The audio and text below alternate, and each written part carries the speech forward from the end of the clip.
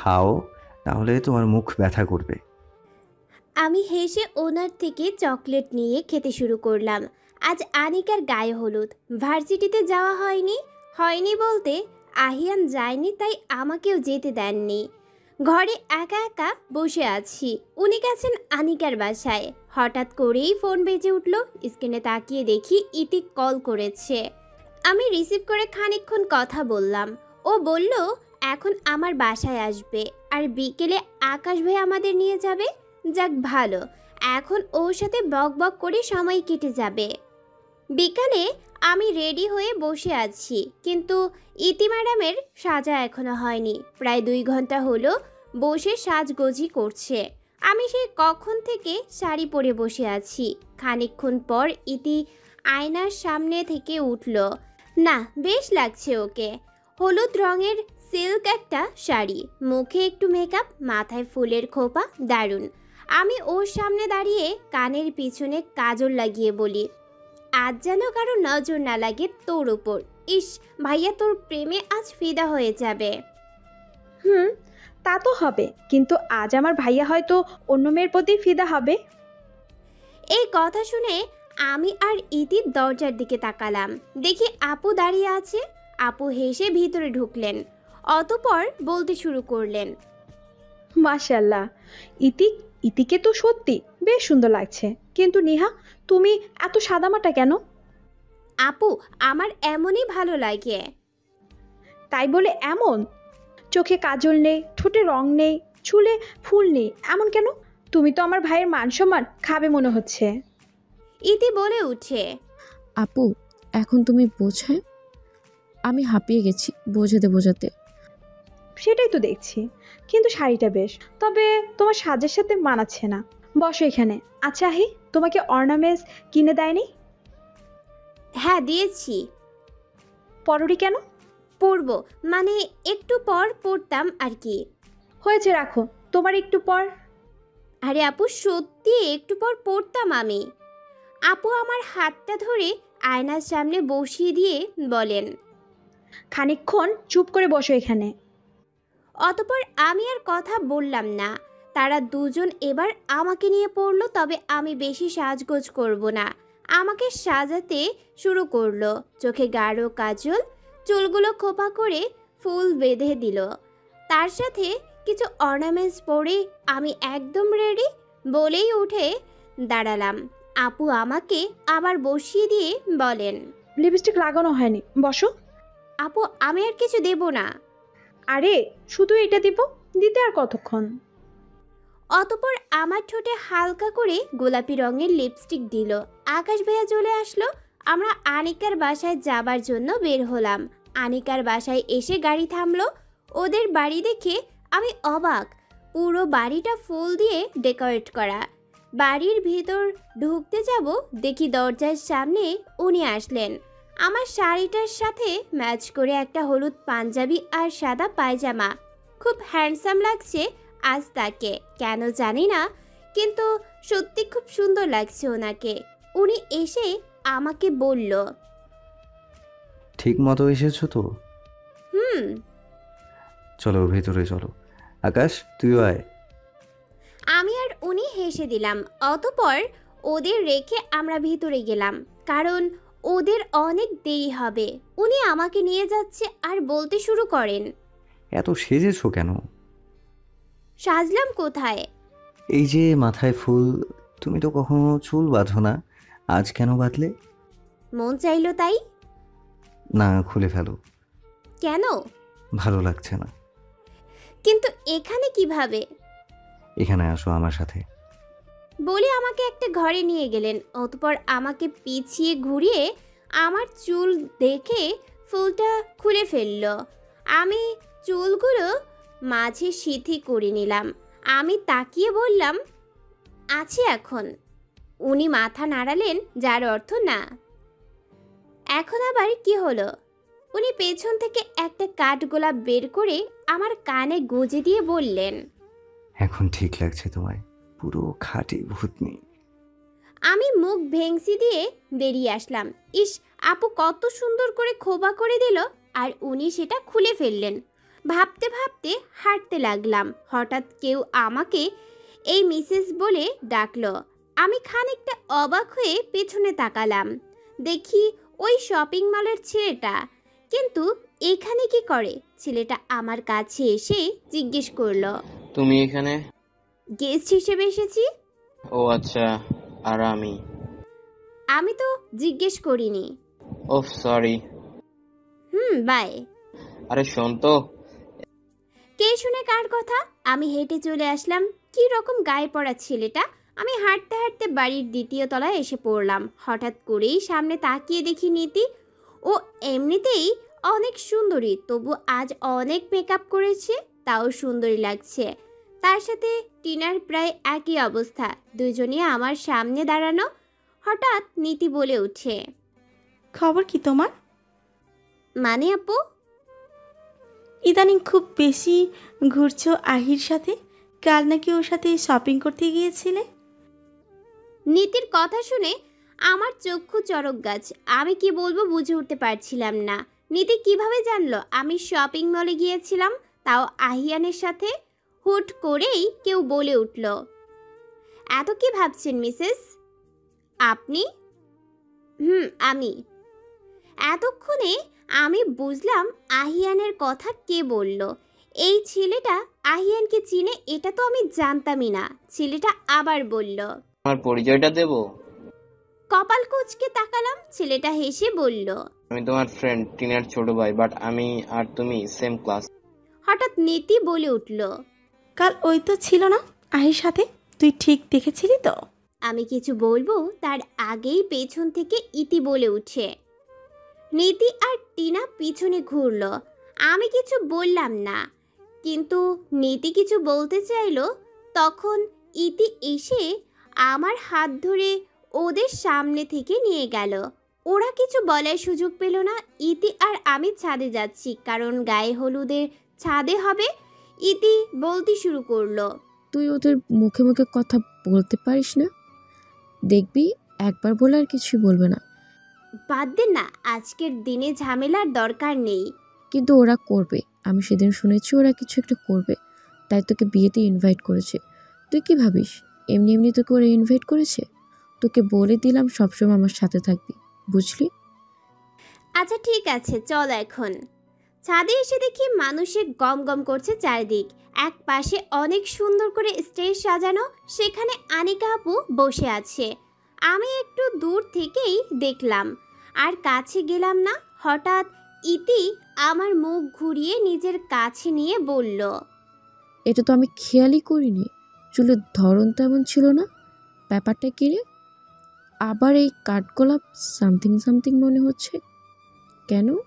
ঘোড়ার মাথা, এমন কিছু না। ওনার ভালো লাগছিল না বলে উনি এমন করলেন, এটা তো তেমন ব্যাপার না। আচ্ছা তেমন ব্যাপার না, তবে অন্য ব্যাপারটা, তা আপনার স্বামীর পরামর্শ কোথায়? জানি না। হঠাৎ দেখলাম উনি আসছেন, তার হাতে একটা ক্যামেরা। হয়তো আনিকা আপুর ছবি তোলার জন্য এনেছে। ইতি আমাকে খোঁচা মেরে বলল, বাহ, সেম সেম কালার। ভালোই। হ্যাঁ ভালোই তো। আনিকা আপুর কাছে গিয়েছিলাম, হেসেই কথা বলল আমার সাথে। বলল আমি এসেছি বলে অনেক খুশি হয়েছেন তিনি। ভালোই লাগলো। উনি ছবি তুলতে ব্যস্ত। দূরে ওই ছেলেটাকে দেখলাম। একবার দেখলাম, বারবার এখানেই তাকিয়ে আছে। বিরক্ত লাগছে। হঠাৎ নীতি আপু এসে আমাকে বলল হলুদের থালাটা নিয়ে আসতে। গায়ে হলুদ হবে এখন। হলুদের থালা ওপাশের টেবিলে আছে, এটা বলেই আপু চলে গেল। মনে হচ্ছিল খুব তাড়াহুড়োই ছিল, তাই আমি হলুদের থালাটা নিয়ে যেতে গেলাম। ওখানে খুব ভিড় ছিল। আমি থালা নিয়ে আসতে নিলাম, হুট করেই মনে হলো কেউ ধাক্কা মারলো। আমি পড়ে যেতে নিলাম, ভয়ে চোখ বন্ধ করে নিলাম। খানিকক্ষণ পর মনে হলো সব নিস্তব্ধ। খুব চেনা চেনা গন্ধ আসছিল। তাকিয়ে দেখি আমি ওনার বুকের মধ্যে আছি। উনি হালকাভাবে আমাকে ধরে আছে। সবার নজর আমার দিকে। থালাটা হাতেই আছে, পড়েনি। উনি আমাকে বলল, ঠিক আছো তুমি? আমি মাথা নেড়ে ঠিক হয়ে দাঁড়ালাম। ইতি এসে আমার পাশে দাঁড়ালো। উনি ওখান থেকে চলে গেলেন। পিছনে আমি সেই ছেলেটাকে দেখলাম, মুখটা কেমন বেজার। নীতি আমার হাত থেকে থালাটা নিয়ে গেল। ইতি আমাকে টেনে এক পাশে নিয়ে গেল, বলল, এটা নাকি নীতি আর টিনার প্ল্যান ছিল। তারা প্ল্যান করে ওই ছেলের কাছে তোকে ফেলতে চেয়েছিল, কিন্তু মাঝে ভাইয়া এসে তোকে ধরে ফেললো। ইতির কথা শুনে খুব রাগ হচ্ছিল, কিন্তু কিছু বললাম না, চুপচাপ থাকলাম। গায়ে হলুদ শুরু হলো, গান বাজনা চলতে লাগলো। দেখলাম উনি গিটার হাতে নিয়ে গান শুরু করলো। কৃষ্ণ আইলা রাধার কুঁজে ফুলে পাইলা ভ্রমরা, কৃষ্ণ আইলা রাধার কুঁজে ফুলে পাইলা ভ্রমরা, ময়ূর বেশেতে সাজুন রাধিকা, ময়ূর বেশেতে সাজুন রাধিকা। উনি ইতিকে টেনে নিয়ে গেল, সবাই নাচতে শুরু করলো। ইতি এসে আমাকে নিয়ে গেল। উনি আমার চারপাশে গিটার হাতে নিয়ে ঘুরছিল। আমি গান গাইলাম, চুয়া চন্দন ফুলের মালা সখী গনে লইয়া আইলা, চুয়া চন্দন ফুলের মালা সখী গনে লইয়া আইলা, কৃষ্ণ দিলায় রাধার গলে বাসর হইল জলা, ময়ূর বেশের সাজন রাধিকা, ময়ূর বেশের সাজন রাধিকা, কৃষ্ণ আইলা রাধার কুঞ্জে ফুলে পাইলা ভ্রমরা, কৃষ্ণ আইলা রাধার কুঞ্জে ফুলে পাইলা ভ্রমরা, ময়ূর বেশের সাজন রাধিকা। নাচ শেষে সবাই আমি একটু এক পাশে সরে গেলাম। হঠাৎ কেউ আমার শাড়ির আঁচল ধরে টানলো। আমি ভাবলাম আহিয়ান, তাই বললাম, কি হয়েছে আপনার? কিন্তু পরক্ষণেই টের পেলাম শাড়ির আঁচল নিজের দিকে টানছে। বুঝতে পারলাম এটা আহিয়ান না, কারণ আহিয়ান কখনো এমন করে না। আমি সাথে সাথে শাড়ি ধরে পিছনে তাকালাম। তাকিয়ে দেখি সেই ছেলেটা। আমি হাঁ করে তাকিয়ে আছি, কারণ পিছনে আহিয়ান দাঁড়িয়ে আছে। ছেলেটাকে মারতে মারতে স্টেজের সামনে নিয়ে আসে আহিয়ান। ছেলেটাকে অনেক মারছে উনি। ছেলেটার মুখ দিয়ে রক্ত পড়ছে, তবুও মারছে উনি। ওনাকে দেখে আমি মারাত্মক ভয় পেয়ে গেছি। টেবিলের সাথে ঠেসে চোখ বন্ধ করে দাঁড়িয়ে আছি। ইতি আমার পাশে দাঁড়ানো। ছেলেটার অবস্থা খারাপ হতে থাকে। আকাশ, নাহান, আনাফ ভাইয়া আসে ওনাকে থামাতে, কিন্তু উনি থামতেই চাইছে না। টিনা আর নীতি এসে ছেলেটাকে ধরে। আকাশ আহিয়ানকে একটা ধাক্কা মারে। উনি কিছুক্ষণের জন্য থামে। আকাশ ভাইয়া আহিয়ানের কাছে গিয়ে জিজ্ঞেস করে কি হয়েছে। উনি এক দৃষ্টিতেই সেই ছেলেটার দিকে তাকিয়ে আছে। ছেলেটাকে আজ মেরে ফেলবে বলে মনে হচ্ছে। আকাশ ভাইয়া আরও কয়েকবার জিজ্ঞেস করার পর উনি দাঁতে দাঁত চেপে বললেন, নিহা শাড়ির আঁচল ধরেছে। আকাশ ভাইয়া আহিয়ানের কথা শুনে হতবাক হয়ে যায়। শুধু আকাশ ভাইয়া না, অলমোস্ট সবাই সবাই আগ্রহ। এখন আমি। আকাশ ভাইয়া বললেন, আহি তুই, এর মধ্যে নীতি বলে উঠে, আহি তুই এটা কিভাবে বলতে পারিস? শুধু ওর দোষ? নীতি কথায় সবাই এখন তাকিয়ে আছে নীতির দিকে, এমনকি আমিও। আহিয়ান তাকিয়ে আছে নীতির দিকে। আকাশ ভাইয়া বলে উঠে, নীতি তুই কি বলছিস? নীতি রেগে আহিয়ানের সামনে এসে দাঁড়িয়ে বলে, ভুল কিছু বললাম? বল আমায়। একটা ছেলে একটা মেয়ের কাছে তখনই যেতে পারে যখন মেয়েটা যেতে দেয়, তাই নয় কি? উনি শান্ত গলায় বললেন। নীতি, যা জানিস না সেই ব্যাপারে কথা বলিস না।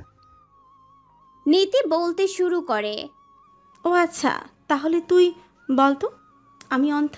ইনফ্যাক্ট আমরা সবাই অন্ধ, তাই কি? আচ্ছা একটা কথা বল, নিহা তো বিবাহিত, তাহলে ওর হাজবেন্ড কোথায়? সব সময় তো দেখি তোর সাথে চিপকে থাকে, এমনকি একটু আগেও তোর সাথে কিভাবে নাচছিল, তাও সবাই দেখেছে। তাহলে এই ছেলেটাকে যে ও নিজে উসলায় নিয়ে যায়নি, তুই বলতে পারবি আমায় সেটা? বল। আহি একটা চরিত্রহীন মেয়ের পাশে তুই এইভাবে দাঁড়ালি কিভাবে বল? ওর কি আদৌ বিয়ে হয়েছে কি না এতে আমার অনেক সন্দেহ আছে। আর এছাড়াও এই মেয়ের চরিত্র নিয়ে আমার আগে থেকে অনেক সন্দেহ ছিল। আমি বলছি আহি, এই মেয়ে তোকে ফাঁসাচ্ছে আর কিছুই না। তোকে ভুলভাল বুঝিয়ে ওকে মার খাইয়েছে ব্যাস।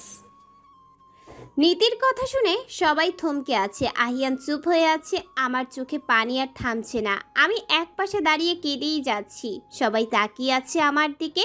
সবাই আমাকে নিয়ে কথা বলাবলি করছে। ইতি কিছু বলতে চাইলে নীতি তাকে থামিয়ে আবার বলতে থাকে। ইতি প্লিজ, তুমি কিছু বলো না। তুমি তোমার ফ্রেন্ডের সাপোর্ট টানবে, এটা আমরা সবাই জানি। কিন্তু আহি, তুই তুই কেন এই মেয়ের সাপোর্ট করিস বল? কি হয় এই মেয়ে তোর? চিনিস তো এই কয়দিন। এরই মধ্যে এই মেয়ে তোর মাথায় কি ঢুকালো যে এই মেয়ের প্রতি তোর এত টান বল? কি হয় এই মেয়ে তোর? আকাশ ভাইয়া বলে, নীতি বন্ধ কর এখন, অনেক বলেছিস। অনেক বলেছি, হ্যাঁ তা তো বলেছি, বলবো না কেন বল? এই মেয়েটা কি বাকি রেখেছে বল তো? আহিয়ান শান্ত গলায় বলে উঠে। নীতি, এই মেয়ে বলা বন্ধ কর। আহি, তুই আবার এই মেয়ের সাপোর্ট টানছিস? হ্যাঁ, টানছি। কিন্তু কেন, কি হয় এই মেয়ে তোর? হুট করেই আহিয়ান এসে আমার হাত ধরে নীতির সামনে নিয়ে যায়। অতঃপর সবার সামনে আমার গালে হাত রেখে চোখের পানি মুছিয়ে দেন। আমি অবাক চোখে তাকিয়ে আছি ওনার দিকে। উনি চোখের ইশারায় আশ্বাস দেয়। সবাই অবাক চোখে তাকিয়ে আছে। নীতি কিছু বলতে যাবে তখন আহিয়ান বলে উঠে। এই মেয়েটা না, ওর নাম নিহারিকা নিহা আহিয়ান চৌধুরী। নীতি বলে উঠে। আহি, নীতির সাথে সাথে সবাই অবাক। আহিয়ান আমার হাত শক্ত করে ধরে নীতির সামনে দাঁড়িয়ে বলে, ঠিক শুনেছিস, নিহারিকা নিহা আহিয়ান চৌধুরী, মানে আমার বিবাহিত স্ত্রী। আমার বউ বলে ওর সাপোর্ট করি আমি, সবসময় ওর পাশে থাকি। তুই বললি না হাজব্যান্ডের উচিত পাশে থাকা, তাই আমি থাকি ওর পাশে, বিশ্বাস করি ওকে। আমি জানি আমার স্ত্রীর চরিত্র সম্পর্কে, তাও খুব ভালো করে। এই সম্পর্কে তোর থেকে আমাকে জানতে হবে না। Is that clear? আমি একবার নীতির দিকে তাকালাম। ওর চোখে পানি ছলছল করছিল, পড়ে যেতে নিচ্ছিল। তখন টিনা এসে নীতিকে ধরলো। টিনা বলে উঠে। আহিয়ান শান্ত গলায় বলে, ওর নাম কিছুক্ষণ আগেই আমি বলেছি, এত তাড়াতাড়ি ভুলে যাওয়ার কথা নয়। যাই হোক, এখানে থাকার আর কোনো ইচ্ছে নেই আমার। নিহা, চলো। বলেই আমার হাত ধরে নিয়ে যেতে লাগলেন। আকাশ ভাইয়া আর ইতি আসছিল আমাদের পিছু পিছু। আনিকা আসে আহিয়ানের সামনে দাঁড়ায়। আনিকা বলে উঠে। আহিয়ান আমার হাত ছেড়ে কিঞ্চিত হেসে আনিকার গালে হাত রেখে বলে, আজ তোর গায়ে হলুদ, খুব এনজয় কর। বলেই আমার হাত ধরে উনি বেরিয়ে আসে।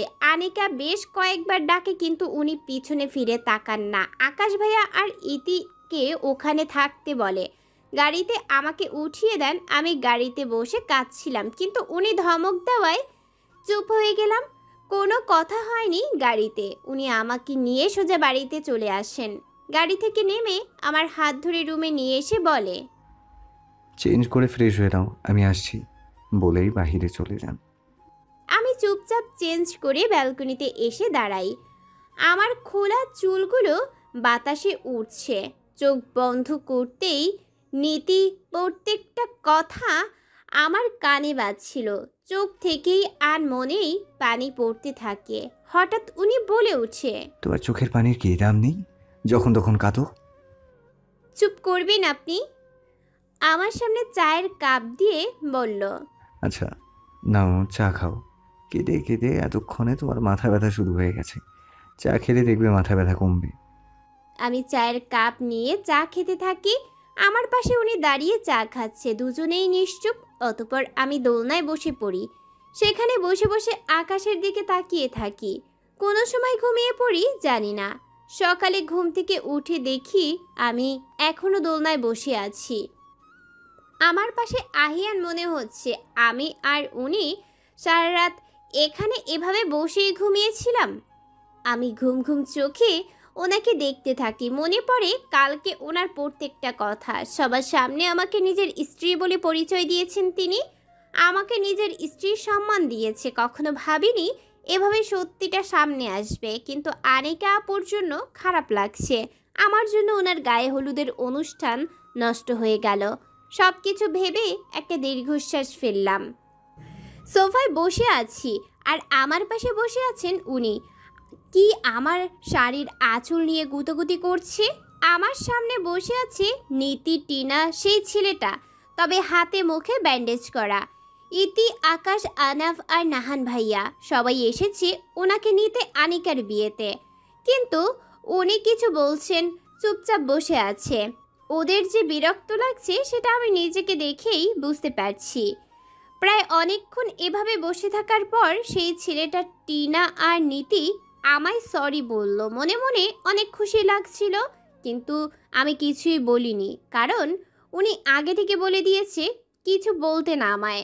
এক পর্যায়ে নীতি বলে উঠে, আহি, সরি বললাম তো। এখনও রেগে থাকবি? মেয়েটা বসে আছে, আজ ওর বিয়ে, চল এখন। নাহান ভাইয়া বলে উঠে। উনি এবার বলে উঠে, বউ আমার যতক্ষণ ইচ্ছে ওর শাড়ির আঁচল ধরে বসে থাকবো। আমি ওনাকে ফিসফিসিয়ে বললাম, মা আসবে এখন, শাড়িটা ছাড়ুন এখন। চুপ হয়ে বসে থাকো, কথা বলো না। আকাশ ভাইয়া বলে উঠে। আমি যাব না। সবাই পাশে তাকিয়ে দেখে মা দাঁড়িয়ে আছেন। মা আবার বলতে শুরু করেন, বন্ধুদের মধ্যে ঝগড়া হবে এটা স্বাভাবিক, তাই বলে তুই এমন কেন করবি? সবাই তোকে নিতে এসেছে আর তুই যাবি না বলছিস? মা, তুমি জানো না কি হয়েছে? জানতে চাও না?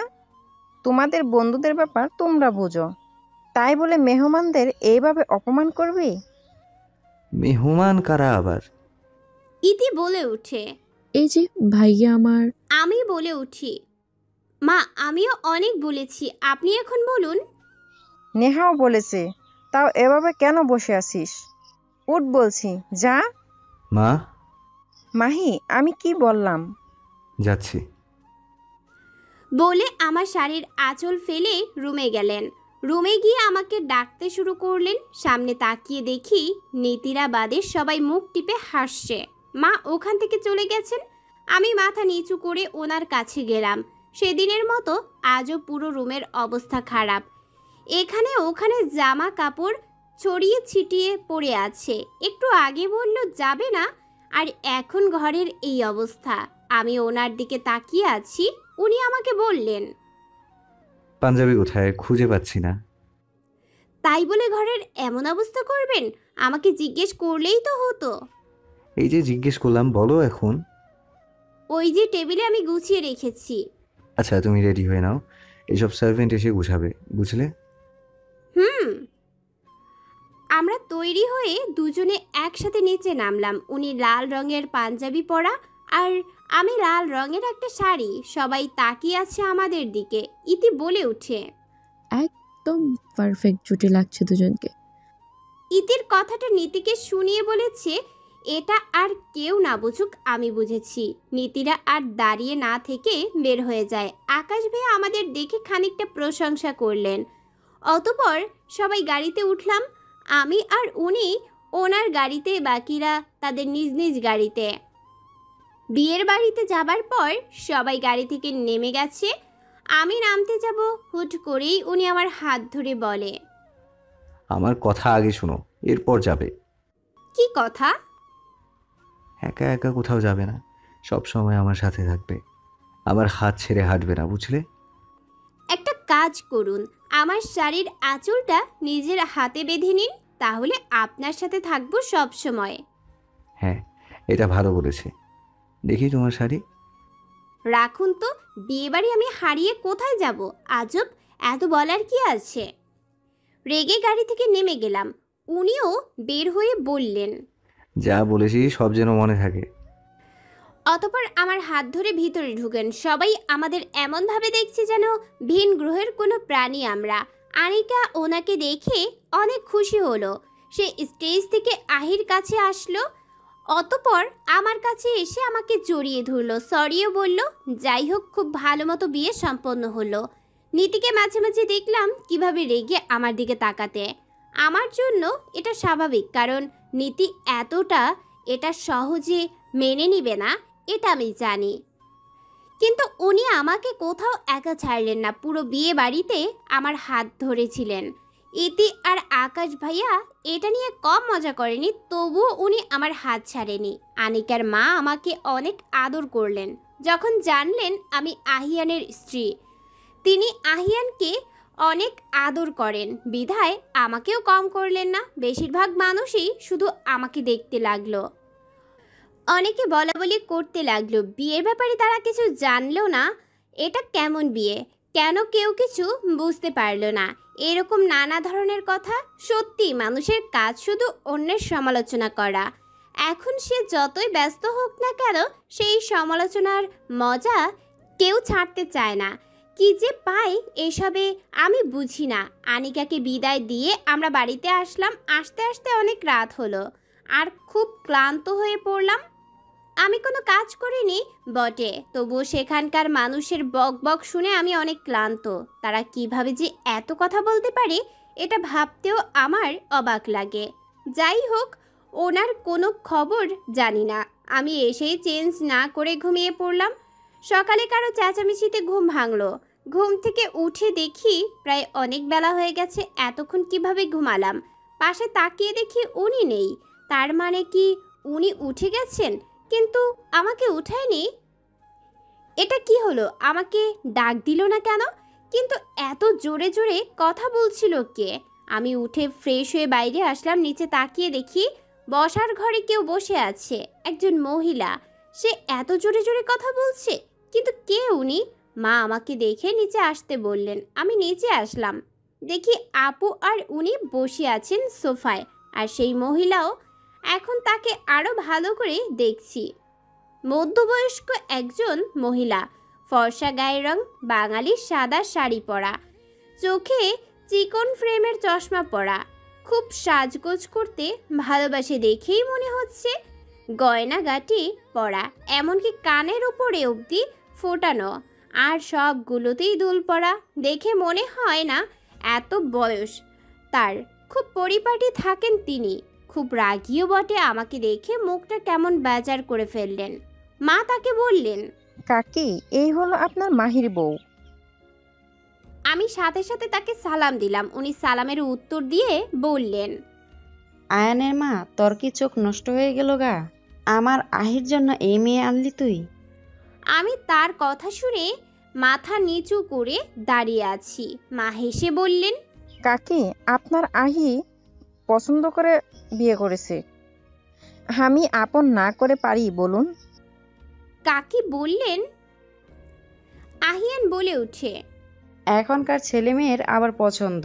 আমাদের বয়সে মা বাবাদের কথাই ছিল শেষ কথা। কিন্তু দাদা নাকি তোমাকে ভালোবেসে বিয়ে করেছিলেন? তাহলে? আহির কথায় উনি হেসে দিলেন। ওনাকে খুব ভালোবাসে হয়তো। কাকি বলে উঠে, ভালোবেসে বিয়ে করলে কি হবে? দেখলে না আমাকে একা ফেলে চলে গেল। চিন্তা করো কেন? তুমি এখনো অনেক সুন্দরী দেখতে। চলো আরেকটা দাদা নিয়ে আসি। তবে রে, বলেই ওনার কান টানলেন। সবাই হাসিতে ফেটে উঠলেন। আমি মাথা নিচু করে দাঁড়িয়ে আছি। উনি আমার দিকে তাকিয়ে গম্ভীরভাবে বলে উঠেন, কিন্তু আহি, তোর মা তোর বউকে কিছু শিখিয়ে দেয়নি দেখি। বাড়ির বউ এখন ঘুম থেকে উঠেছে, তাহলে কি করে হবে শুনি? বউদের উচিত সকাল সকাল ঘুম থেকে উঠে সবার জন্য রান্না করা। আর দেখে মনে হচ্ছে এখনো গোসল করেনি। আচ্ছা, ও কি জানে না নতুন বউরা গোসল না করে ঘর থেকে বের হয় না? আমি চুপচাপ ওনার কথা শুনছি। আপু বলে উঠে, দাদি প্রতিদিন ওই তাড়াতাড়ি উঠে সবার জন্য রান্না করে, তবে কাল অনেক রাত করে আহির সাথে বাড়িতে এসেছে, তাই আজ উঠতে দেরি হয়ে গেল। বাহ, এখনই দেখছি ভাইয়ের বউয়ের সাথ দিচ্ছে। তা ভালো, মিলে থাকা ভালো। কিন্তু আমার আহিও তো ওর আগে ঘুম থেকে উঠলো। স্বামী ওঠার পর স্ত্রী ঘুমিয়ে থাকা কিভাবে বেলা? আমি দাদির কথা শুনে ওনার দিকে তাকাচ্ছি। উনি মুখ টিপে হাসছে। বেশ মজা লাগছে ওনার। আমাকে দাদির হাতে বকা খাওয়ানো ইচ্ছে করে উনি আমাকে ঘুম থেকে তুলেনি। দাদি আরও কতক্ষণ আমাকে বক্তৃতা দিল আর উপদেশ, আর অনেকটাই আমার মাথার উপর দিয়ে গেল, কারণ বেশিরভাগ কথাই আমি বুঝতে পারিনি, শুধু স্বামীর সেবা আর সেবা। তবু আমি শুধু মাথা নেড়ে গেলাম। উনি বলে উঠছেন, এখন যাও, গোসল করে রান্না করে যাও, দুপুরের খাবার রাঁধো গিয়ে। ওনার কথায় আমি জি বলে রুমে চলে এলাম। আমার পুরো মাথা ধরে গেছে। কিছুক্ষণের জন্য একটু বসে পড়লাম। তখন মা এলেন, আমার পাশে বসে বললেন, নেহা, জি মা। মন খারাপ? না মা। আসলে উনি খুব শান্ত মানুষ, দেখলে তো। মনের জোর খুব, আর একটু রাগীও। তাই বলি কি, যতদিন উনি এখানে থাকে ততদিন তুমি ভার্সিটিতে যেও না। আচ্ছা মা। আর শোনো, সবসময় ওনার কথা শুনবে। উনি যা বলুক তাই হ্যাঁ বলবে। আসলে উনি আগের যুগের মানুষ, বুঝলে। সবার গুরুজন তিনি। ওনার কথাই সবার শুনতে হয়। হ্যাঁ মা, আমি বুঝতে পেরেছি। আমি জানি তুমি বুঝবে। তোমার উপর ভরসা আছে আমার। অনেকটা রাগী তিনি, তবে যতটা রাগী তিনি ততটা ভালো। আহি আর আয়নাকে অনেকটা আদর করে, বুঝলে। মা। যাও, গোসল করে ওনার কাছে যাও, না হলে আবার রেগে যেতে পারেন। আচ্ছা মা। অতঃপর আবার ওনার কাছে গেলাম। উনি খুব ভালোভাবে আমাকে পর্যবেক্ষণ করলেন। অতঃপর পরে বললেন রান্নাঘরে গিয়ে রান্না করতে। তার আগে বললেন চুল যেন বেঁধে রান্না করতে যাই। আমিও তাই করলাম। ওনার কথা মতো আমি রান্না করতে গেলাম। রান্নাঘরে কোনো সার্ভেন্ট নেই, আমি একাই সব রান্না করেছি। কয়েক রকমের ভর্তা করতে বলেছেন আর খিচুড়ি। আমি ভর্তা বানিয়ে এখন খিচুড়ি রাঁধছি। হুট করেই কেউ আমার চুলের কাঠি খুলে দিল। আমার খোপা করা চুল সব খুলে গেল। আমি তাকিয়ে দেখি উনি আমার কাঠি হাতে নিয়ে দাঁড়িয়ে আছেন। কি করলেন এটা আপনি? বেশ করেছি। তোমাকে না বললাম চুল বেঁধো না, তাহলে বাঁধলে কেন? দাদি বলেছেন বাঁধতে। এখন দিন, দাদি দেখলে খুব বকবে। বকু, ভালো হবে। অবশেষে ভূতনি কারো কাছে জব্দ হবে। আপনার খুব মজা লাগে না আমি বকা খেলে? আসলেই খুব। হাসতে হাসতে কাঠি নিয়ে চলে গেলেন। ওনার হাসি দেখে আমার রাগ হচ্ছিল। কোনো মতে হাত দিয়ে খোপা বেঁধে রান্না শেষ করলাম। অবশেষে দাদি খেয়ে গম্ভীর স্বরে বললেন, ভালো হয়েছে না, রান্না করতে পারো তাহলে? ওনার ভালো লেগেছে শুনে শান্তি পেলাম। যাক, আমার কষ্ট সফল হলো। এরকম করে এক সপ্তাহ কেটে গেল। এই এক সপ্তাহ ধরে আমাকে সব রান্না করতে হয়েছিল। সকাল, দুপুর, আবার বিকেলের নাস্তা। এছাড়াও দাদির খেদমত তো আছেই। মাকে রান্নাঘরে আসতে মানা করে দিয়েছে দাদি, তাই উনি আসেন না। আর উনি ছিলেন শুধু মজা নেওয়ার জন্য। যখন তখন এসে আমাকে জ্বালিয়ে মারতেন। সেদিন এসেছিল আমাকে রান্নায় সাহায্য করতে। এই বলে খাবারে নুন দিতে গিয়ে পুরো লবণই দিয়ে দেন। অতঃপর অসহায় মুখে আমার দিকে তাকিয়ে বলেন সরি। ইচ্ছে করছিল ওনার মাথা ফাটিয়ে দিতে, কিন্তু দাদি এসে যদি শুনে স্বামীর সাথে ঝগড়া করছি, তাহলে আমার একদিন কি করে ছাড়বে। তাই দাঁতে দাঁত চেপে ওনাকে বের হতে বললাম। এই শেষ। এরপর থেকে আমি রান্না করতে আসলে উনি বকবক করে আমাকে সাহায্য করেন। তবে হ্যাঁ, কিছু থালা বাসন ধুয়েও সাহায্য করে বটে। এতদিন উনিও ভার্সিটিতে যায়নি, তবে আজ গেলেন। কোনো কাজে স্যার ফোন করে যেতে বলেছেন ওকে। আমি সকাল সকাল উঠে সবার জন্য নাস্তা বানালাম, সবাইকে খাইয়ে দিলাম। কিন্তু উনি না খেয়ে চলে গেছেন, তাই আমিও আর খেলাম না। কিছুক্ষণ পর পর দাদি বলতেন তার জন্য পান আর চা বানিয়ে দিতে। পান খেতে খুব ভালোবাসেন তিনি, আর সেটা আমাকেই বানিয়ে দিতে হয়, কারণ আমার হাতের পান নাকি তার খুব ভালো লাগে। সেদিন মা বলল দাদি নাকি আমার প্রশংসা করেছেন তার কাছে, তবে আমার সামনে গম্ভীর ভাবেই থাকেন। হয়তো ভাবেন তাহলে আমি ওনাকে ভয় পাবো। দুপুরে রান্না করতে যাব, দাদি এসে বললেন আজ কিছু মেহমান আসবে, তাই যেন রান্না আরও ভালো করে করি। আর কি, রান্না নিয়ে রীতিমতো আমায় যুদ্ধ করতে হলো। আজ দাদি নিজেই সার্ভেন্ট পাঠিয়ে দিলেন আমাকে সাহায্য করার জন্য। মার কাছ থেকে শুনলাম দাদির কিছু বান্ধবীরা আসবেন, তারাও দাদির মতো। তাই জেনে বুঝে শুনে উত্তর দেই যেন তাদের। সারাদিন না খেয়েই তাদের সেবা যত্ন করে গেলাম। উনি এখনও বাসায় আসেনি, আর খাওয়া হলো না আমার। দাদি হঠাৎ ডেকে বললেন সবার জন্য পান বানাতে। সত্যি বলতে কি, দাদির বান্ধবীরা দাদির থেকেও আরও গম্ভীর স্বভাবের, তার সাথে রাগিও, কাজে বাজে শুধু খুদ ধরে। আমি পান বানিয়ে দাদিকে দিতে গিয়ে হঠাৎ করে মাথা ঘুরে গেল।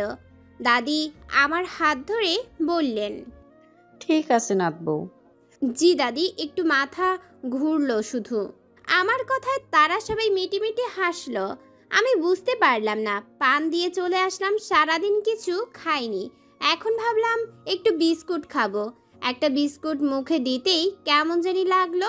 আমি সেটা মুখ থেকে ফেলে দিতে হাত মুখ ধুয়ে পিছনে ঘুরলাম। পিছনে ঘুরে অবাক হয়ে গেলাম, কারণ দাদি আমার দিকে তাকিয়ে মুচকি হাসছে। তার এই হাসির মাঝে যেন রহস্য আছে বলে মনে হচ্ছে। হঠাৎ দাদি চেঁচিয়ে মাকে ডাকলেন।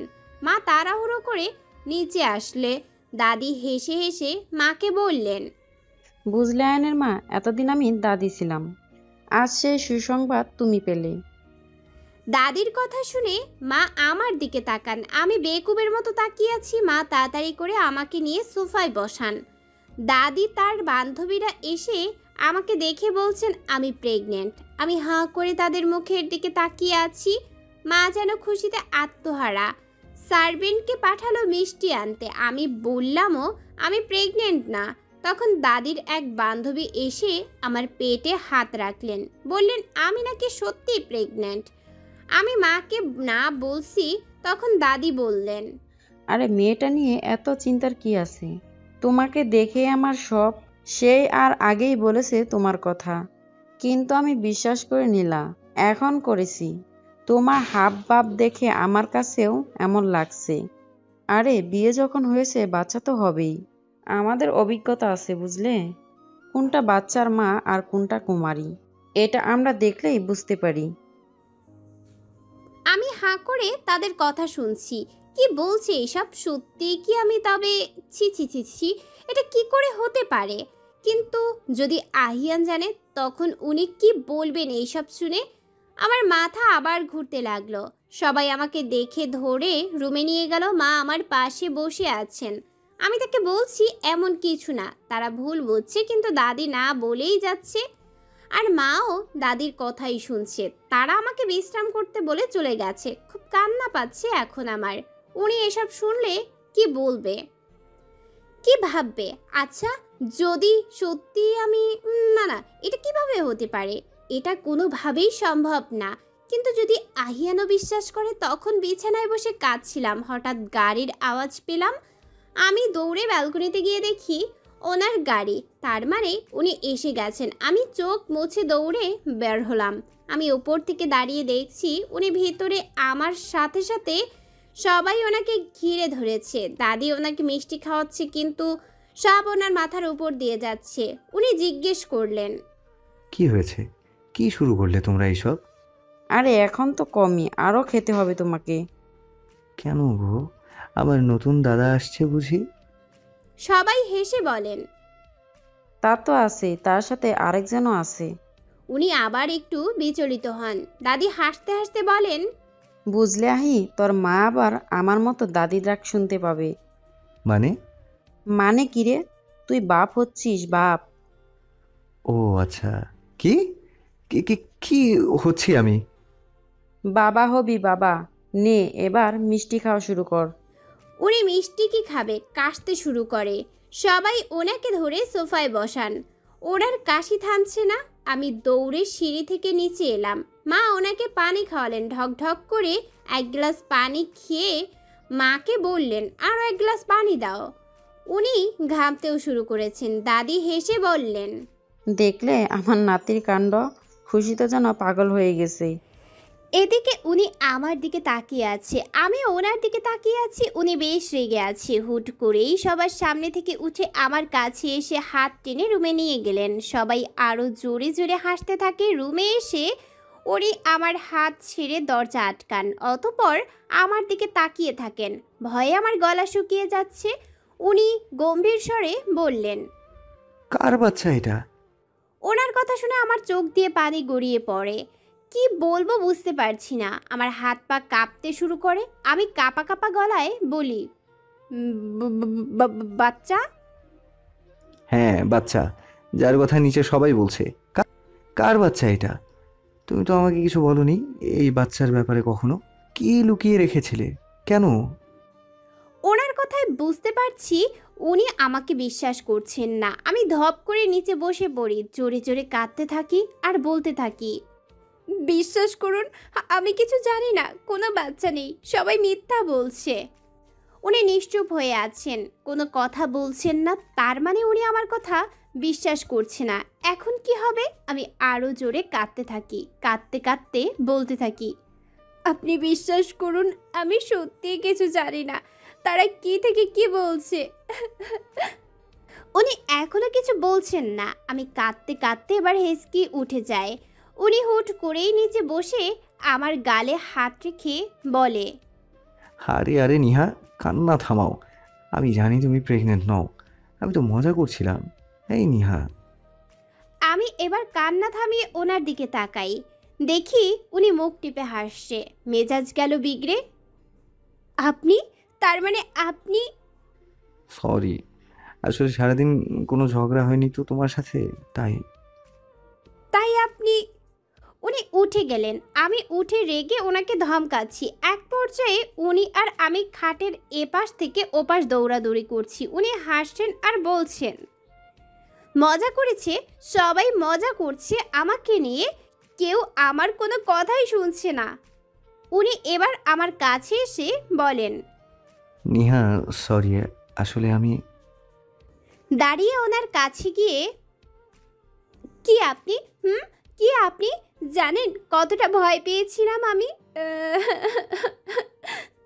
নিহা নিহা নিহা, আর কেঁদো না। কথা বলবেন না আমার সাথে। ওনাকে কিল ঘুষে মারতে থাকি। এক পর্যায়ে উনি আমার হাত ধরে জড়িয়ে ধরে। আমি ওনাকে ধরে কেঁদেই যাচ্ছি। উনি আমার মাথায় হাত বুলিয়ে দিচ্ছেন। প্রায় অনেকক্ষণ এভাবে থাকার পর এক সময় আমি কান্না থামাই। উনি আমাকে ধরে গালে হাত ধরে চোখ মুছিয়ে বলে, আর কেঁদো না।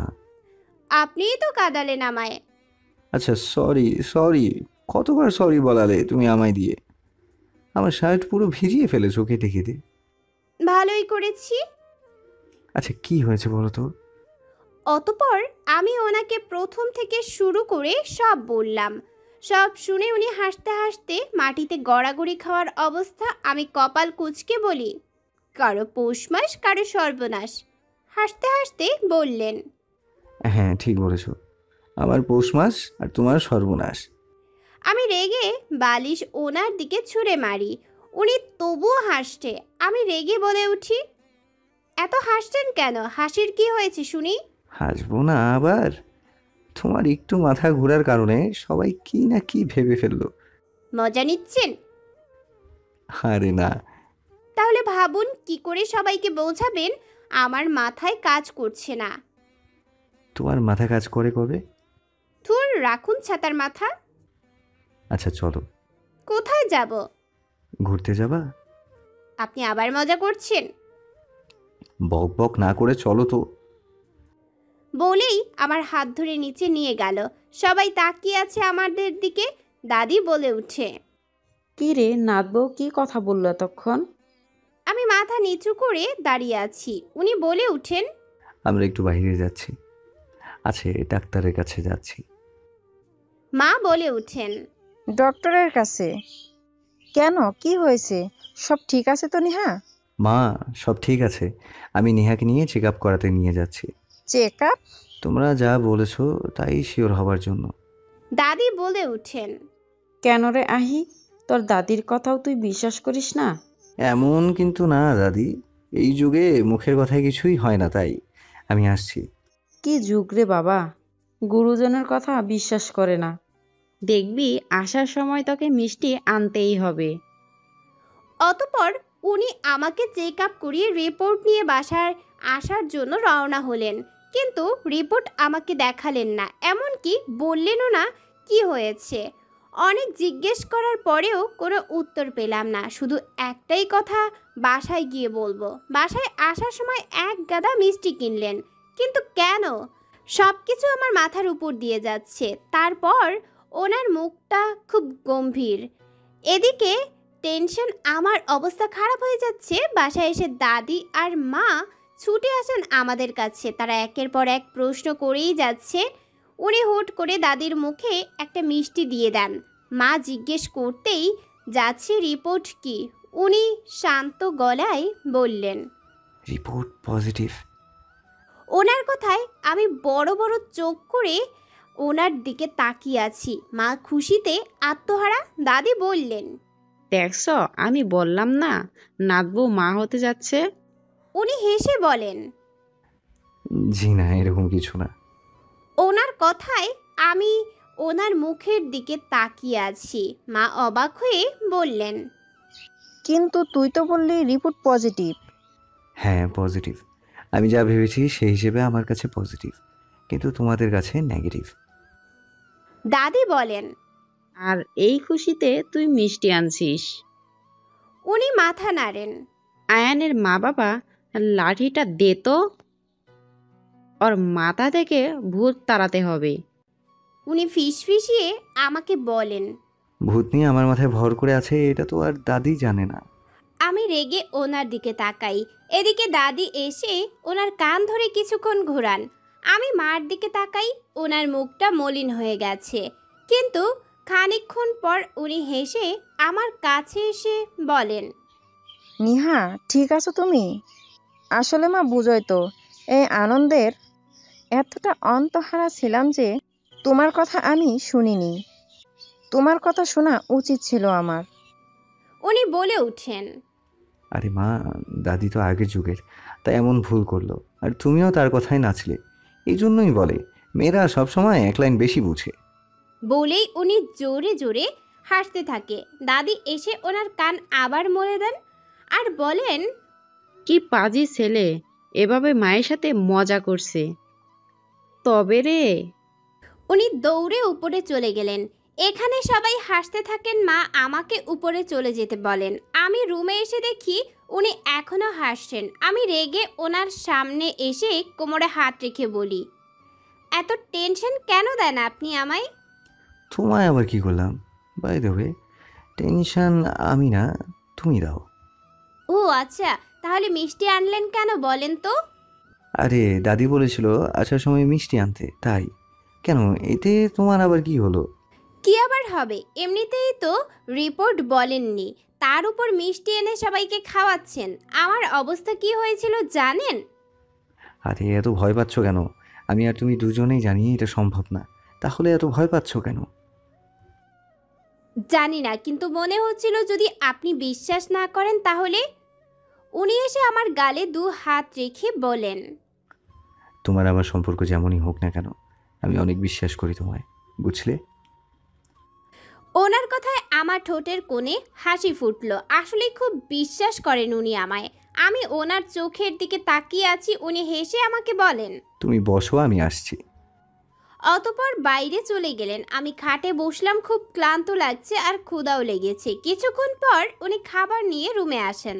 অতপর আমার পাশে বসে আমাকে হা করতে বলেন। আমিও বাধ্য মেয়ের মতো হা করি। উনি এক লোকমা ভাত আমার মুখে দিয়ে বলেন, পরের বার থেকে ঠিকমতো খাওয়া দাওয়া করো, না হলে এরপর মাথা ঘুরে গেলে আমি আর সামলাতে পারবো না। বলে জোরে জোরে হাসতে থাকেন। ওনার কথায় আমি মুখ ভেঙচি দিতে থাকি। রাতে বাবা আর আপু এসে সমস্ত কথা শুনে আরেক দফা হাসাহাসি হয়ে যায়। তখন লজ্জায় আমি মাথা নিচু করে দাঁড়িয়ে থাকি, কিন্তু উনি, ওনার হাসি যেন থামছেই না। তখন আমাকে কাঁদিয়ে ইচ্ছে মতো হেসেছেন তিনি, আর এখনো হাসছেন। এদিকে দাদি আর 3 দিন থেকেই চলে যান। বাবা মা অনেক বলেছেন থাকতে, কিন্তু উনি থাকেননি। তবে যাবার আগে আমার গলায় একটা গহনা পরিয়ে আমাকে আদর করে যান। 11 দিন পর আজ ভার্সিটিতে যাচ্ছি। আমি আর উনি আজ একসাথে যাচ্ছি ওনার গাড়ি করেই। ভাবছি সেই বিয়ের দিন পর আজ নীতির সাথে দেখা হবে। কি হবে জানি না, তবে কিছু একটা হবে বলে মনে হচ্ছে। যাই হোক, সেটার জন্য নিজেকে প্রস্তুত রাখা ভালো। ভার্সিটিতে পৌঁছালাম, উনি গাড়ি থেকে নামলেন, কিন্তু আমার কেন জানি খুব অস্বস্তি লাগছে। হঠাৎ করেই উনি আমাকে হাত ধরে নামালেন। আমি নেমে আশপাশ তাকাচ্ছি, সবাই কেমনভাবে তাকিয়েছে আমার দিকে, কেউ কেউ বলাবলিও করছে। কে জানে কিসের এত কৌতূহল ওদের, বিয়েটা কি কারণে হয়েছে এটা নিয়ে। তবে এইটা নিয়ে সবার চেয়ে বেশি কৌতূহল তো আমারই। ইতি দৌড়ে আমার কাছে আসলো। উনি আমার হাত ছেড়ে দিয়ে বললেন, ক্লাসে যাও। বলেই চলে গেলেন উনি। ইতি আমাকে খোঁচা মেরে বলল, ব্যাপারটা কি? তোর মাথা আর আমার মুন্ডু। আচ্ছা, এতদিন আসেনি কেন? আরে যা কাণ্ড হয়েছে, এরপরে আবার আমার ভার্সিটি আসা। কেন, কি হয়েছে? শোন তাহলে। আমার কথা শুনে ইতি হাসতে হাসতে মাটিতে গড়াগড়ি খাবার অবস্থা। আমি রেগে ওর দিকে তাকিয়ে আছি। ইতি হাসতে হাসতে বলল, লাইক সিরিয়াসলি নিহা, ওরা ভেবেছিল তুই আসলে প্রেগনেন্ট। কথা বলিস তো আর। আমার অবস্থা কি হয়েছিল এইটা তো আমিই জানি। যাই বলিস না কেন, ভাইয়া কিন্তু খুব ভালো মজা নিয়েছে তোর সাথে। মজা? আমার আত্মা শুকিয়ে যাচ্ছিল জানিস তুই। আরে তোর বর তো তোর মতোই হবে, তা নয় কি? হয়েছে তোর, এখন চুপ কর। ইস, কি লজ্জা। লজ্জা হবে কেন? কারণ ভাইয়া তোর বর। বর তো কি? কিছু না বোন, তুই জীবনেও বুঝবি না, বাদ দে। সেটাই ভালো। ইতি আর আমি কথা বলতে বলতে আসছিলাম, দেখলাম নীতি আর টিনা আমার দিকে তাকিয়ে আছে। তাদের সাথে আমার চোখাচোখি হয়ে গেল। ইতি আমাকে ধরে সেখান থেকে নিয়ে আসলো। ওদের সাথে আর কথা হলো না। ক্লাস শেষে ভার্সিটির পেছনের বাগানে আসলাম। এখানে ওনার সাথে আমার প্রথম দেখা। ইতি অনেক সাধলাম, আসলো না, তাই একাই আসলাম। আজও বাদাম কুড়ানোর ইচ্ছে আছে, আজও ভূতের ভয় লাগছে, কিন্তু আজ তো আমি যাবই। বাদাম সব কুড়িয়ে যেতে হঠাৎ করেই কেউ আমার কানে ফু দিল। আমি লাফিয়ে উঠে পিছনে ফিরলাম, দেখি উনি দাঁড়িয়ে দাঁত বের করে হাসছে। আপনি? কেন, ভূত ভেবেছিলে সেদিনের মতো? আসলেই আপনি সত্যি একটা ভূত। আর তুমি ভূতনি, তো এখানে কি করছিলে ভূতনি? বাদাম নিতে এসেছি। সেই দিনের মতো? হুম। কোনো কাজ না থাকলে যা হয় আর কি। তা কুড়ানো শেষ হলে চলো এখন। চলুন। দুজনেই হাঁটতে হাঁটতে বাগানের বাইরে আসলাম। বাগানের বাইরে বিরাট একটা বট গাছ। উনি গিয়ে সেই বট গাছের তলায় বসলেন, আমিও ওনার সাথে গিয়ে ওখানে বসলাম। দুজনের মাঝে খানিকক্ষণ নীরবতার পর উনি বলে ওঠেন, ভূতনি, তোমার ফুল পছন্দ? কেন? আমি কিন্তু প্রশ্ন করেছি, উত্তর দাও। পাল্টা প্রশ্ন কেন করো? শিউলি ফুল। শিউলি কাঠগোলাপ পছন্দ করে না? না, কাঠগোলাপও ভালো লাগে, তবে শিউলি ফুল বেশি প্রিয়। শিউলির ঘ্রাণ, স্নিগ্ধতা, সৌন্দর্য খুব ভালো লাগে। এই ছোট ফুলের পরশ মনকে সতেজ করে। বাবা, তুমি তো মনে হচ্ছে ফুলের প্রেমে পড়ে গেলে। পড়লে বা কি, এটা কি মন্দ? না, মন্দ কে বললো? যারা ফুলকে ভালোবাসে তাদের মনটাও ফুলের মতোই স্নিগ্ধতর, মুখকর হয়। আমার প্রশংসা করছেন না নিজের? মানে? আপনি কি ফুলকে কম ভালোবাসেন নাকি? ভালো তো বাসি, কিন্তু তোমার মতো সৌন্দর্য বর্ণনা করতে পারি না। সৌন্দর্য বর্ণনা করতে পারেন মানেই কি আপনি তাকে অনেক ভালোবাসেন? ভালোবাসলেই তো মানুষ সৌন্দর্য বর্ণনা করে, তাই নয় কি? তার মানে কি আপনি বলতে চান আপনি ভালোবাসেন না, তাই সৌন্দর্য বর্ণনা করতে পারেন না? উনি বিচলিত হয়ে বলেন, না মানে। আমি কিঞ্চিত হেসে বলি, না, আপনার কথা ঠিক আছে, ভালোবাসলেই তার সৌন্দর্য বর্ণনা করা যায়। তবে কি জানেন, একদল মানুষ আছে যারা স্বার্থের কারণেও শুধু শুধু সৌন্দর্য বর্ণনা করে। আবার এটাও সত্যি, ভালোবাসলে তার সৌন্দর্য বর্ণনা না করে নিজের মনকে তার সৌন্দর্য বোঝানো, এটা খুব কম লোক পারে। আমি কোনটা বলে তুমি মনে করো? আপনার প্রশংসা আমি করব না। ভূতনিরা কি ভালো মানুষের প্রশংসা করে নাকি? বুঝতে পেরেছেন, তবে আপনি ভালো মানুষ না বলেই ওপাশে তাকালাম। অতঃপর তার দিকে তাকাতেই তাকে আর দেখতে পেলাম না। খানিকক্ষণ এর জন্য ভড়কে গেলাম। আমি দাঁড়িয়ে আশপাশ ভালো মতো দেখছি, না তার কোনো চিহ্ন নেই। ভয় পেতে শুরু করি।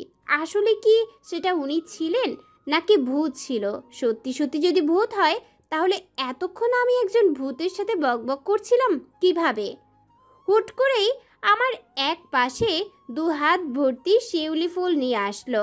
আমি জলদি ঘুরে দেখি উনি। একটা দীর্ঘ নিঃশ্বাস নিয়ে তার দিকে তাকিয়ে আছি। উনি চোখ দিয়ে জিজ্ঞেস করলেন, কি হয়েছে? আমি মাথা নেড়ে না বলি। উনি ফুলগুলোর দিকে ইশারা করেন। আমি মুচকি হেসে ফুলগুলোর দিকে তাকাই। উনি একটা ফুল নিয়ে আমার কানে গুঁজে দিয়ে বলে, ফুলগুলো খুব ছোট, কানে গোজার জন্য না। তবে ভালোবাসা ভরপুর। উনি হেসে বাকি ফুলগুলো আমার হাতে দেন। আমি বাদামগুলো ওনার জ্যাকেটের পকেটে রেখে ফুলগুলো নেই আর বলি, কোথায় পেলেন এগুলো? এখানে ছিল একটা গাছ। গ্রীষ্ম চলে এসেছে না? এসেছে বটে। যাওয়া যাক। হুম।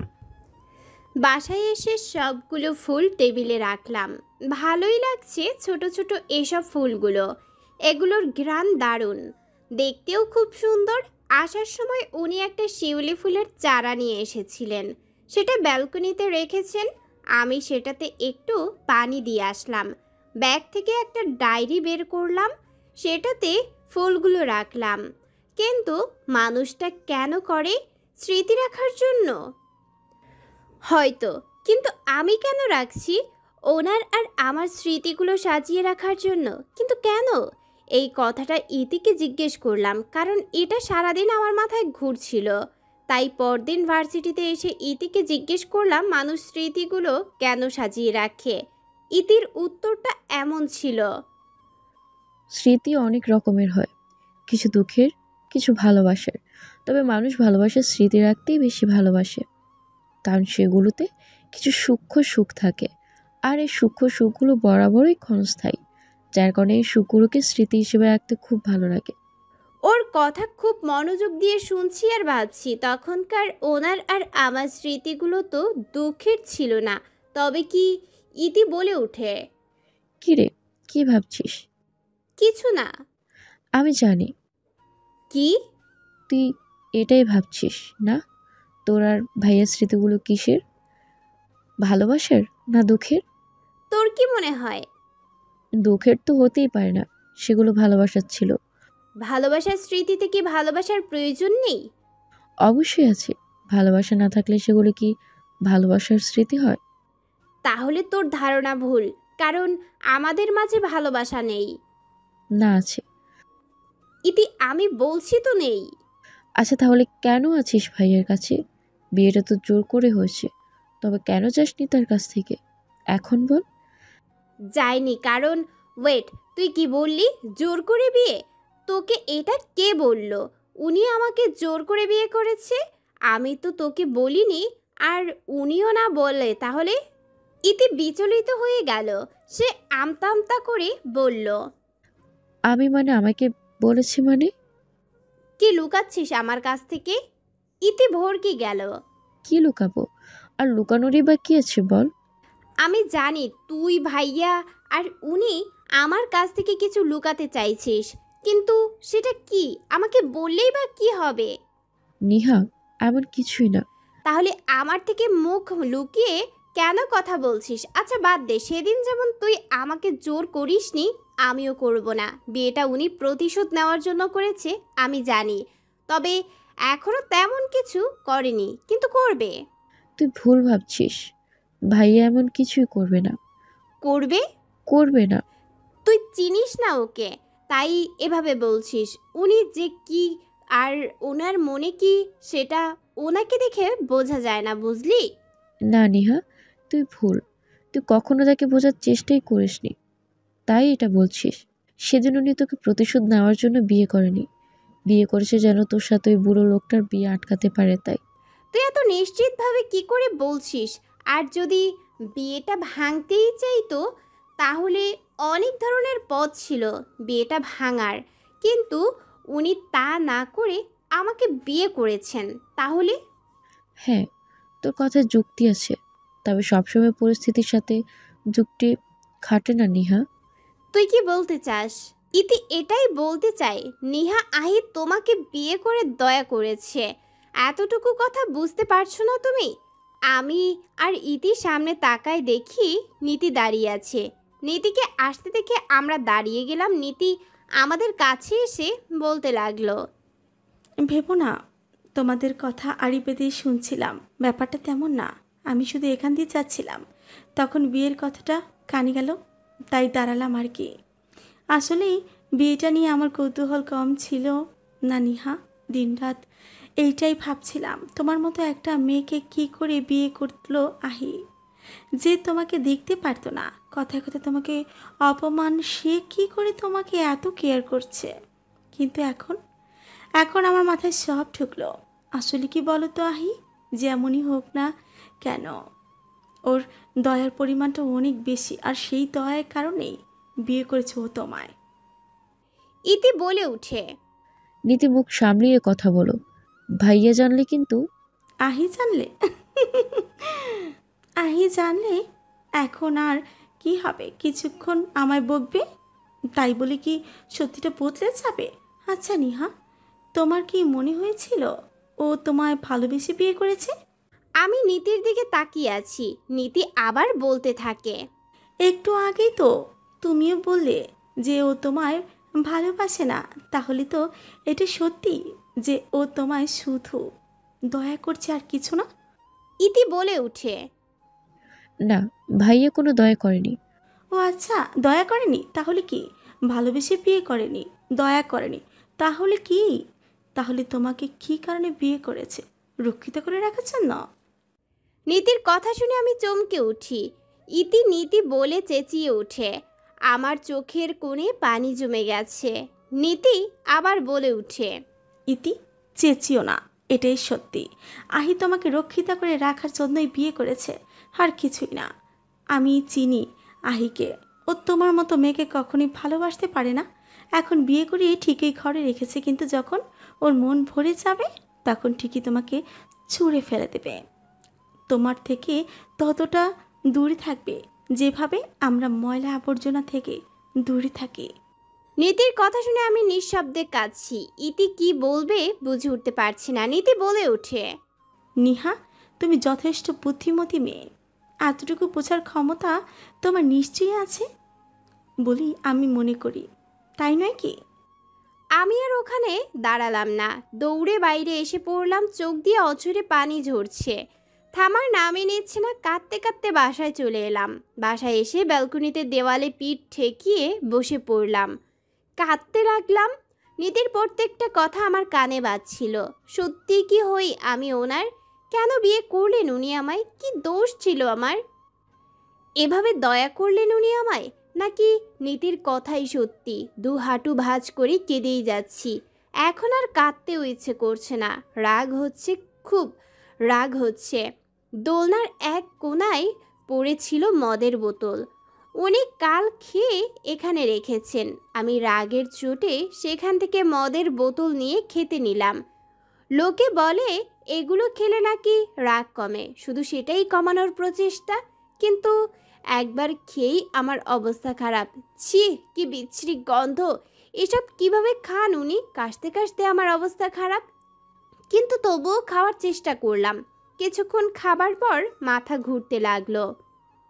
হুট করেই কেউই এসে আমার হাত থেকে মদের বোতলটা কেড়ে নিল। আমি তাকিয়ে দেখি আহিয়ান, কিন্তু একটা না, দুটো। আমি আঙুল দিয়ে গুনতে থাকি। চোখেও ঝাপসা দেখতে শুরু করেছি। উঠতে চেষ্টা করি, কিন্তু পড়ে যেতে নেই। আহিয়ান আমার দু বাহু ধরে দাঁড় করায়, তবু আমি ঢুলছি। উনি আমাকে এক ধমক দেন, এতে আমি লাফিয়ে উঠি। আমি ওনাকে বলি, আপনি ডাবল হলেন কিভাবে? দুজন কেন আপনারা? চুপ। আপনি আমায় ধমকাচ্ছেন কেন? উনি বলতে শুরু করেন। পাগল হয়ে গেছো তুমি? কি করছিলে এখানে? আমাকে না বলে কেন চলে এলে? যদি ইতি না বলতো তাহলে তো জানতেই পারতাম না তুমি চলে এসেছো। এত জ্বালাও কেন আমাকে? সব সময় টেনশন কেন দিচ্ছ আমায়? সমস্যা কি তোমার? আমি ঢুলতে ঢুলতে বলি, সমস্যা? হ্যাঁ, সমস্যা তো। এসব কেন খেয়েছো? আপনার কথা বলা এখনো শেষ হয়নি, আমি কখন বলবো? চুপ, একদম চুপ। আর একটা কথা বলবে না তুমি। আমি মুখে আঙুল দিয়ে ওনার দিকে তাকিয়ে মাথা নাড়াই। উনি জিজ্ঞেস করেন, কি হয়েছে? কে কি বলেছে আবার তোমায়? বলো। আমি চুপ হয়ে দাঁড়িয়ে আছি। উনি আমার দুই বাহু ধরে আমার দিকে তাকিয়ে আছে। আমি ওনার দিকে তাকিয়ে আছি। উনি জোরে বলে উঠে, বলছো না কেন? আপনি না বললেন চুপ হয়ে থাকতে? যখন বলি চুপ থাকো তখন থাকো না, আর যখন বলি কথা বলো তখন চুপ করে থাকো। আপনি ধমক দেন কেন আমায় কথায় কথায়? হ্যাঁ, এটাই বাকি ছিল। এখন কাঁদো বসে বসে।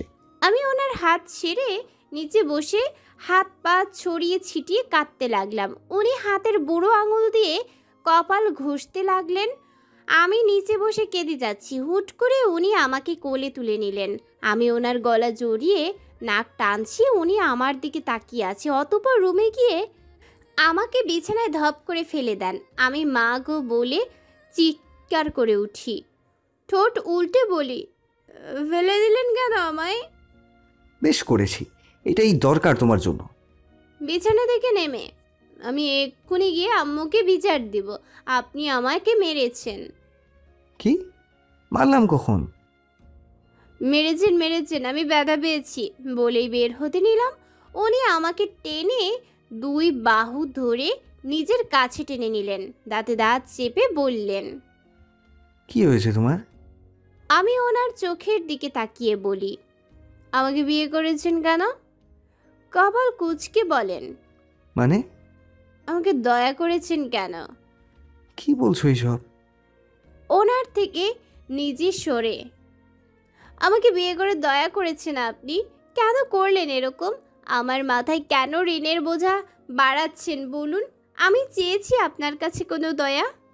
বলতে বলতে পড়ে যেতে নিলাম। উনি এক হাত দিয়ে আমাকে ধরিয়ে রেখেছেন। উনি বলে উঠেন, কে বলেছে তোমাকে এইসব? কাঁদতে কাঁদতে বলি, সবাই বলছে আপনি বিয়ে করে ফেলে আমাকে দয়া করেছেন। কেন করেছেন এরকম আপনি? আপনার দয়া আমি চেয়েছি? কেন সবাই আমাকে এভাবে দয়া করে? আমি তো কখনো কারো দয়া চাইনি। ছোট থেকে সবার দয়া পেয়ে যাচ্ছি। আপনজনরা দয়া করেছে, তাদের দয়া নেওয়া যায়। আপনি কেন করলেন দয়া? শান্ত গলায় বললেন। আমি তোমাকে দয়া করিনি নিহা। মাথা ঘুরতে লাগলো। আমি কাঁপা কাঁপা গলায় বলি, তাহলে বিয়ে করেছেন কেন? নিজের রক্ষিতা করে রাখার জন্য? চিৎকার করে বললেন। নিহা। আমার কথায় উনি মারাত্মক রেগে যান। রাগে ওনার চোখ লাল হয়ে যায়। আমাকে অনেক জোরে চেপে ধরেন। দাঁতে দাঁত চেপে বললেন, যা বলেছো এরপর যেন তোমার মুখে আর না শুনি। কিন্তু কিছু বলার আগেই উনি আমার হাত ধরে টেনে বাথরুমে নিয়ে গেলেন। অতঃপর ঝর্ণা ছেড়ে তার নিচে আমাকে দাঁড় করিয়ে দেন। উনি এক হাত দিয়ে আমার বাহু ধরে দাঁড়িয়ে আছে। পানিতে ভিজতে ভিজতে আমি ওনার দিকে তাকিয়ে আছি, আর উনি আমার দিকে তাকিয়ে আছেন। প্রায় এমন অনেকক্ষণ ধরে ভেজার পর আমার গায়ে তোয়ালে পেঁচিয়ে বাইরে আনলেন। অতঃপর আমাকে চেঞ্জ করতে বলে চলে গেলেন। উনি যাবার পর আমি বিছানায় বসলাম। অতঃপর আর কিছু মনে নেই আমার। সন্ধ্যার দিকে জ্ঞান ফিরল আমার। নিজেকে বিছানায় আবিষ্কার করলাম। মাথায় প্রচণ্ড যন্ত্রণা করছে। দু হাত দিয়ে মাথা চেপে বসে আছি। কিছুক্ষণ পর উনি রুমে আসলেন। এসে আমাকে দেখে মুচকি হাসলেন। ওনার হাসি দেখে আমি খানিকটা অবাক হলাম। হ্যাঁ, আমি নেশা করেছি, তবে বেশি না। মাতলামি করে যা করেছি তার বেশিরভাগই মনে আছে আমার। কিন্তু যা করেছি তাতে ওনার রেগে থাকার কথা। তাহলে উনি হাসছেন কেন? আমি একবার নিচের দিকে তাকালাম, না সবই ঠিক আছে, চুলগুলো এখনো ভেজা। আর শাড়ি, এই শাড়ি, আমার শাড়ি চেঞ্জ করলো কে? আমি তো চেঞ্জ করিনি। তার মানে আমি দৌড়ে তার কাছে গেলাম। উনি বিন ব্যাগে বসেছিলেন। আমি ওনাকে দ্রুত জিজ্ঞেস করলাম, আমার শাড়ি চেঞ্জ করেছে কে? আহিয়ান, তোমার কি মনে হয় আপনি আপনি করেছেন? আমার কথায় উনি হাসছেন। আমার রাগ বেড়ে যাচ্ছে। আমি ওনাকে রেগে জিজ্ঞেস করি, কি হলো, বলছেন না কেন? শুধু হাসছেন, কারণটা কি? কিছু না। অবশেষে জ্ঞান ফিরল তোমার? আমি দরজার দিকে তাকিয়ে দেখি আপু আসছে। আমি তার কাছে গেলাম, তার হাতে লেবুর শরবত। আপু শরবতটা আমার হাতে দিয়ে বলেন, নাও খেয়ে নাও, মাথা ব্যথা কমবে। আমি শরবত খেয়ে নিলাম। আসলেই মাথা ব্যথা কিছুটা কমেছে। আপু আমার মাথায় হাত রেখে বলল, ভুল করে এসব খায় কেউ?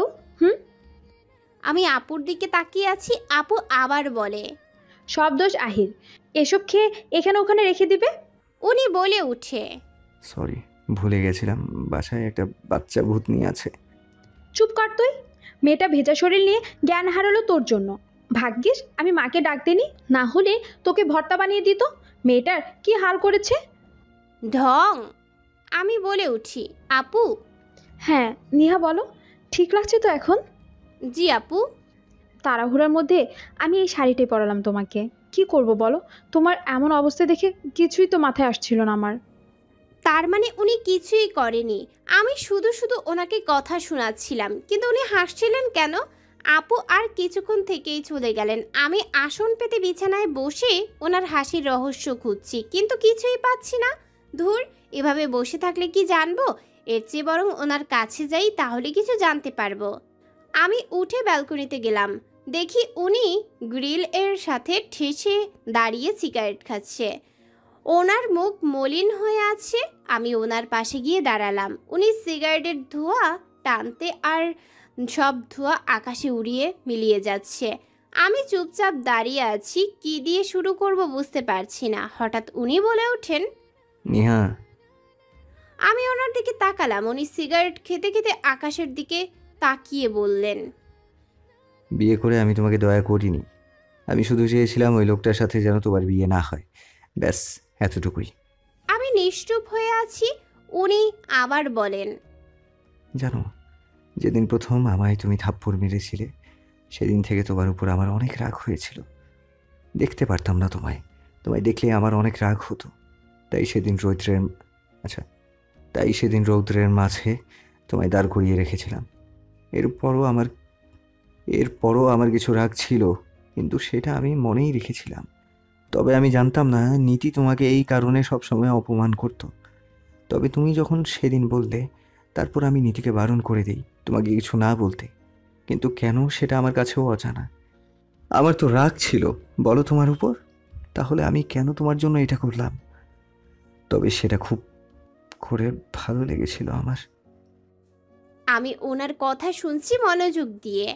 উনি আবার বলতে শুরু করেন, তবে সেটা খুব করে ভালো লেগেছিল আমার। সেদিন যখন তোমার হাত পুড়ে যাওয়ার ব্যাপারে তুমি মিথ্যে বললে, সেটা আমি বুঝেছিলাম। অতঃপর ইতির কাছ থেকে সব জেনেছিলাম তোমার ব্যাপারে। বুঝতে পারলাম তুমি অনাথ বলে তারা তোমাকে অত্যাচার করে। সেদিন খুব চিন্তা হচ্ছিল তোমার জন্য, কিন্তু এই জন্য ইতিকে দোষারোপ করো না। সে আমাকে কিছু বলতে চায়নি, আমি জোর করেই জেনেছিলাম। যখন প্রথমবার তুমি জ্ঞান হারালে, আমি তোমাকে ধরলাম। তোমার জন্য খুব চিন্তা হতে লাগলো, কিন্তু সেটা আমার কাছে অজানা। তোমাকে নিয়ে ডাক্তারের কাছে গেলাম। আমাকে দেখলে তুমি রেগে যাবে বলে ইতিকে সেখানে রেখে চলে এলাম। কেন করলাম তোমার জন্য এত কিছু, সেটা আমি সত্যি জানি না। তবে ভালো লাগতো করতে, তাই করতাম। কিন্তু এগুলো দয়া ছিল না নিহা। দয়া মানুষ বারবার করে না, বেশি হলে কয়েকবার। বারবার মানুষ দয়া করতে জানে না। এটা খুব কম মানুষের স্বভাবের ভেতর আছে। কিন্তু একটা কথা বলতে পারি, আমি তোমাকে দয়া করিনি। সেদিন বৃষ্টির মাঝে তোমাকে কাঁদতে দেখে খুব খারাপ লেগেছিল। কেন জানি তোমার চোখের পানির মূল্য আছে বলে মনে হয়েছিল। ইতিকে কারণ জিজ্ঞেস করায় ও সব বলল। তাই কিছু না ভেবেই তোমাকে বিয়ে করলাম। জানতাম তুমি কখনো আমাকে বিয়ে করতে রাজি হবে না, তাই তোমাকে জোর করলাম। কিন্তু নেহা, তুমি বলতে পারো বিয়ের পর আজ পর্যন্ত কোনোদিন আমি তোমার সাথে কিছু করেছি? কোনো কিছু নিয়ে জোর করেছি তোমায়? করিনি। তাহলে তোমার কেন মনে হয় আমি তোমাকে রক্ষিতা বানাবো? আমি চেয়েছিলাম একটা পরিচয় পাও তুমি, আর সেটার কারণেই তোমাকে বিয়ে করা, নিজের একটা পরিচয় দেয়া। তুমি এখন বলবে বিয়েটা ভেঙে দিলেই তো পারতাম, কিন্তু আমি বলবো এতে কি সত্যি কোনো কাজ হতো নেহা? তোমার মামি কি তোমার বিয়ে অন্য কোথাও দেবার চেষ্টা করতেন না? যদি সে খারাপ হতো, আমি তো পারতাম না বারবার তোমার বিয়ে ভাঙতে। একটা দীর্ঘশ্বাস ফেলে আমার দিকে তাকিয়ে হেসে বলেন, ইতি আমাদের বিয়ের ব্যাপারে কখনো জানতো না। তুমি সেদিন বলার পর আমি ওকে বিয়ের ঘটনা বলেছি, তার আগে বলিনি। আমি এখনো চুপচাপ দাঁড়িয়ে আছি। উনি হাতের সিগারেটটা ফেলে দিয়ে আমার দিকে তাকিয়ে আছেন। আমি ওনার দিকে তাকিয়ে আছি। উনি বলেন, কিছু বলবে? আমি ওনার চোখের দিকে তাকিয়ে বলি, আমাকে ভালোবাসেন আপনি? জানি না। ওনার কথা শুনে আমি চুপ হয়ে যাই। সত্যি কিছু বলার ছিল না, কি বলবো। উনি আমার কাছে এসে বলেন, ভালোবাসা কি জানি না, তোমার প্রতি আমার অনুভূতি কি তাও জানি না। সব তো বললেন, কিন্তু একটা কথাই তো বললেন না। কি? আপনি তখন ওভাবে হাসলেন কেন? কখন? ওই যে যখন আমার জ্ঞান ফিরল তখন। আবার রহস্যজনক হাসি দিয়ে, এমনিতেই। না কিছু একটা হয়েছে। তাহলে এখন আবার হাসছেন কেন? বললাম তো কিছু না, সরে যেতে দাও আমায়। বলেই বের হয়ে গেলেন। কিন্তু কিছু একটা তো হয়েছে যা উনি আমার থেকে লুকিয়েছেন। তবে কি সেটা?